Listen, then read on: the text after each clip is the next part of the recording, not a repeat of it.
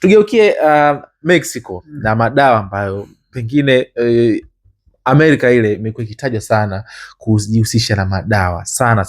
Maduro ilikuwa walianza ile kesi na sasa hivi tumeweza kuona mpaka magenge yanakuwa na nguvu kubwa sana ndani ya taifa.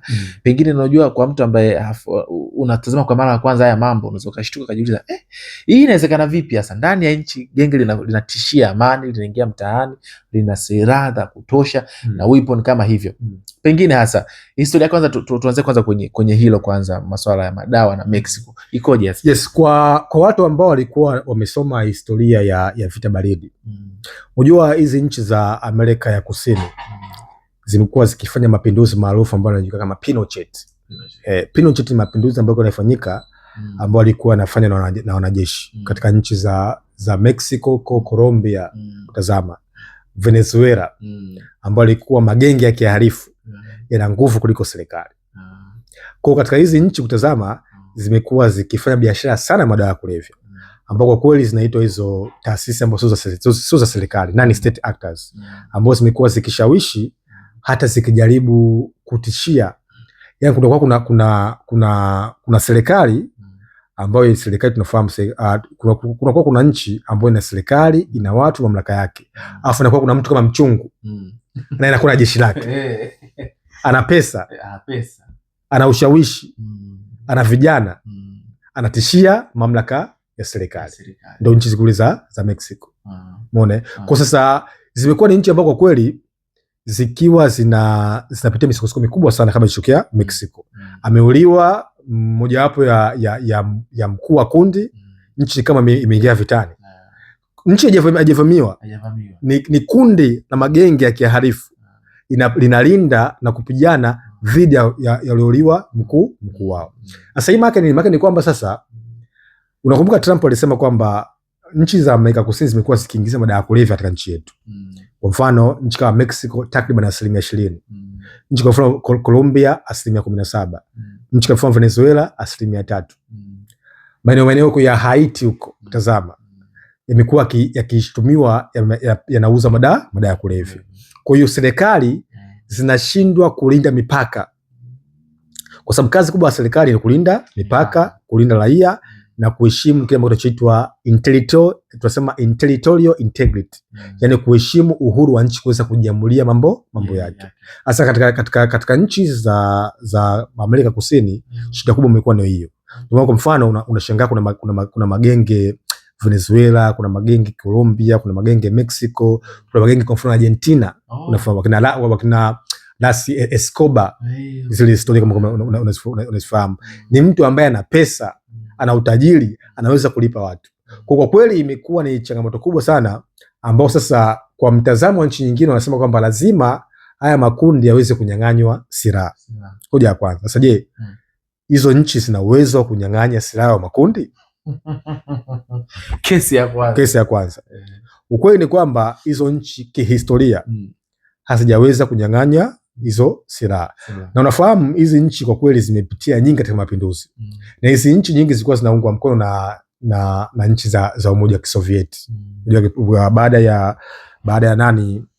ya Lenin mwaka 1917 na wakina Joseph Stalin kuingia mamlakani, walikuwa na support sana hizi nchi za mambo haya Latin America walikuwa na support. Ndio maana tutashangaa kwamba mapinduzi mengi ambayo yanaitwa Pinochet yamesaidiwa sana na Umoja wa Kisovieti, wakina Fidel Castro, tazama, wamesaidiwa sana na nchi za Kisovieti. Kwa kweli ni mataifa mengi ambayo tunasema ni failed state, mataifa ambayo yameanguka. Yes. Kuna kesi ambayo ilipo El Mencho anatajwa alikuwa ni kiongozi ambaye ana nguvu sana ndani ya magenge yao huko Mexico.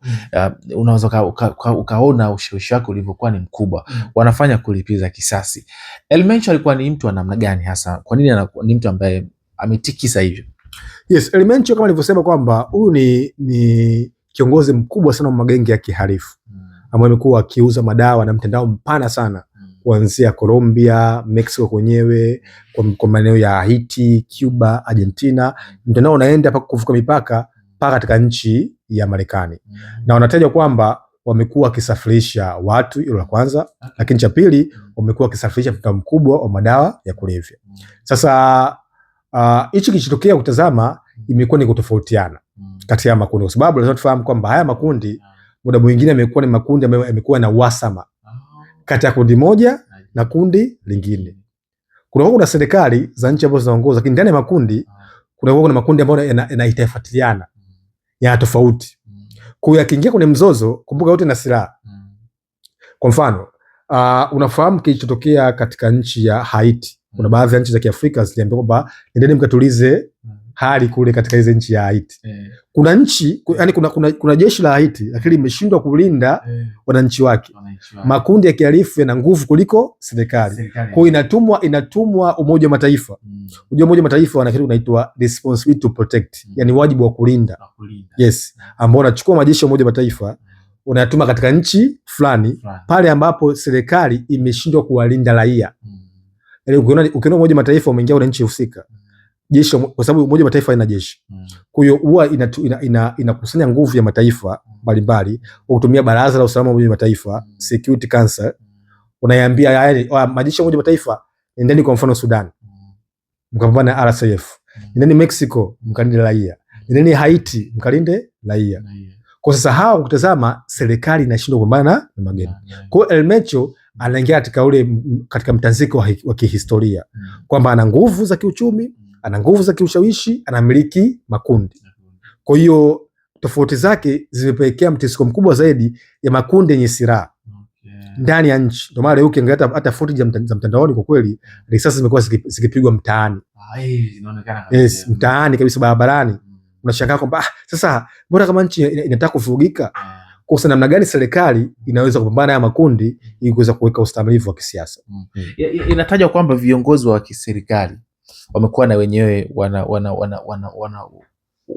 wana vitu vyao ndani ya magenge, kwa maana faida zao, kwa maana hivyo kwa namna moja ama nyingine, na ndio maana magenge haya yamekuwa kisurvive.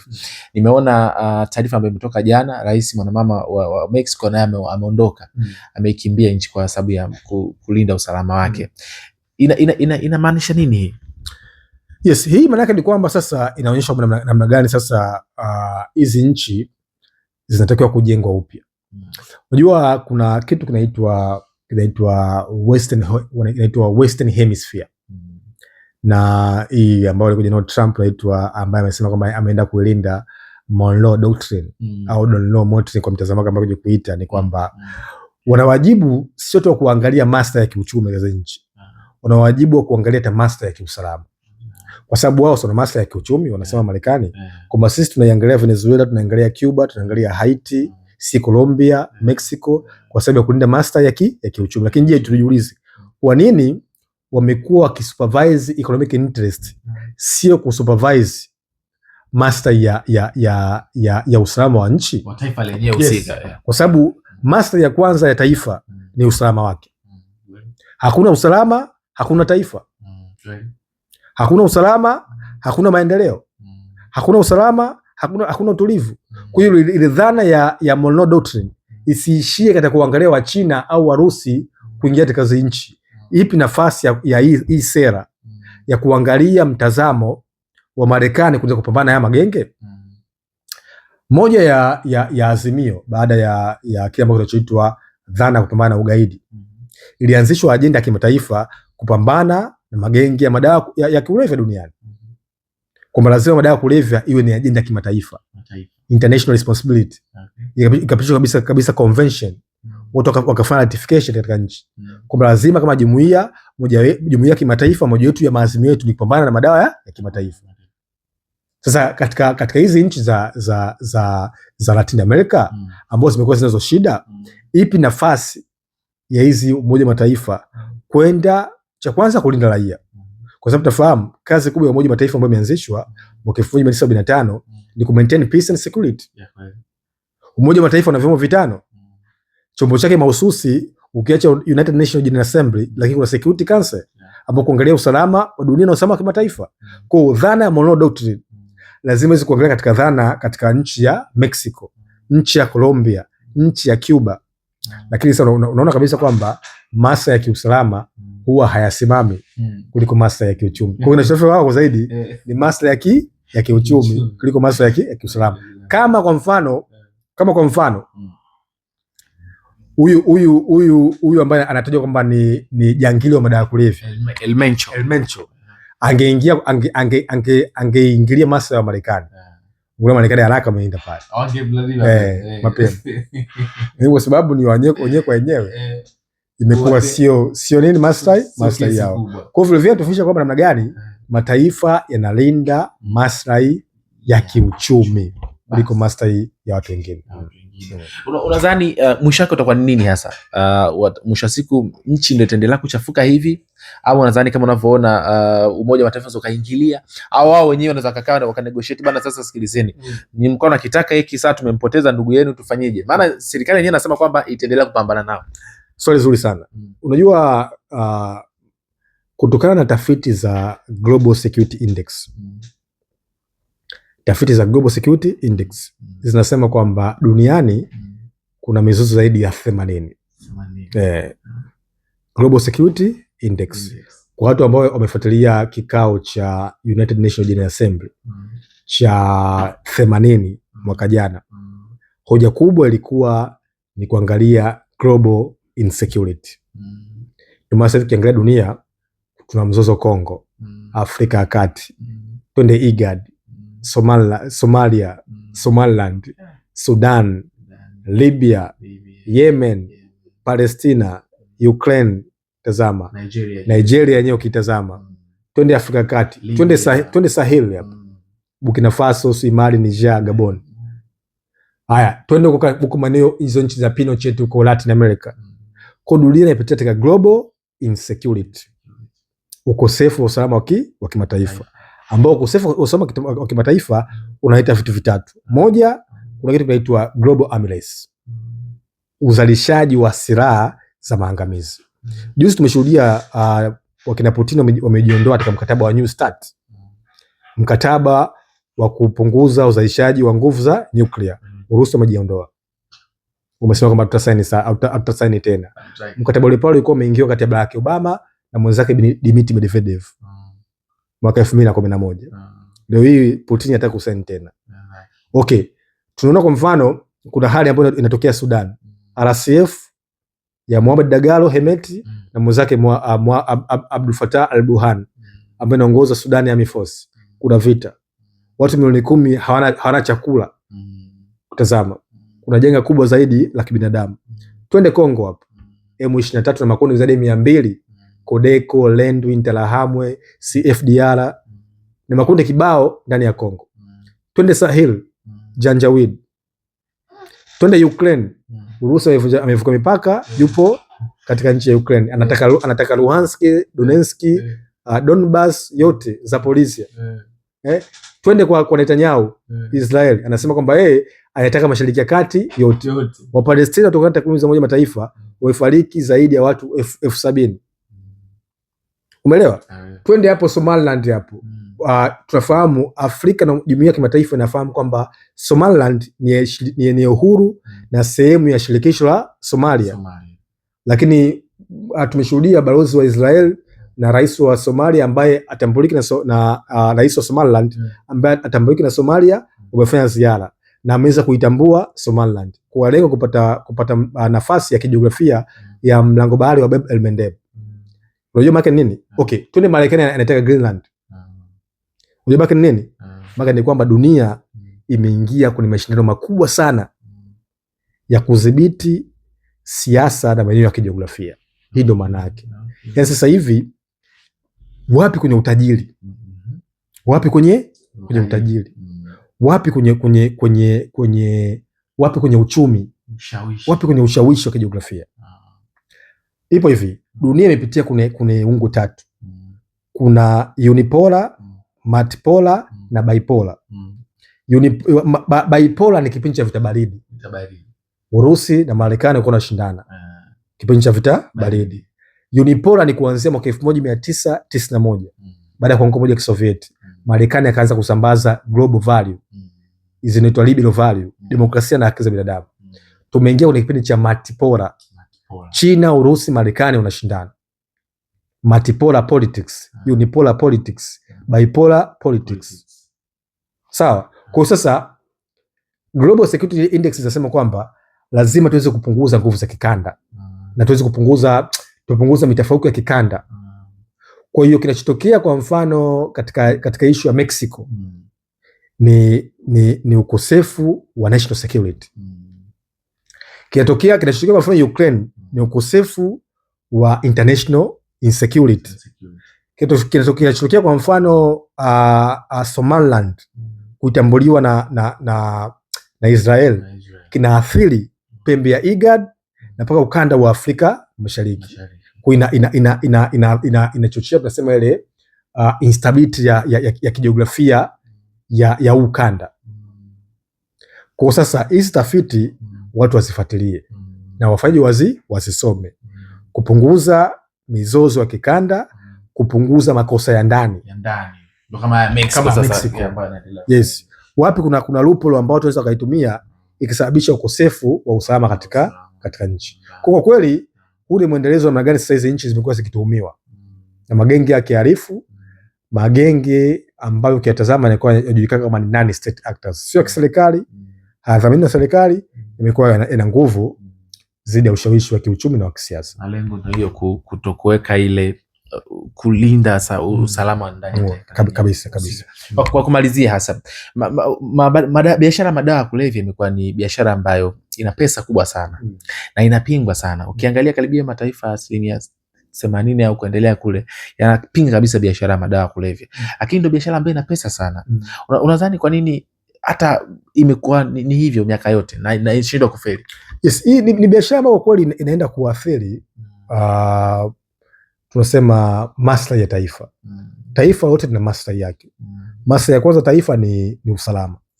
Maslahi ya pili ya taifa ni uchumi. Sasa hivi vitu vinategemeana, tunasema ni two sides of the same coin.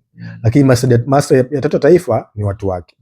Kwa sasa ni biashara ambayo imekuwa ikipingwa kwa sababu imekuwa ikipelekea athari kubwa sana za kiuchumi na za kiusalama kwenye mataifa kizidi sana. Hiyo tunasema international system ya kimataifa. International order ya kimataifa imekuwa ipo katika udhibiti.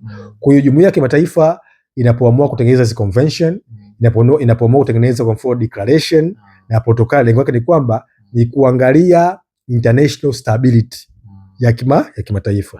Kwa hiyo imekuwa ikipingwa na jumuiya za kimataifa, jumuiya za kikanda na nchi, kwa sababu inakuja kuathiri na kuenda kuua nguvu kazi ya taifa, kwa sababu nafahamu moja ya instrument kubwa, yani moja ya mtaji social capital taifa ni watu wako.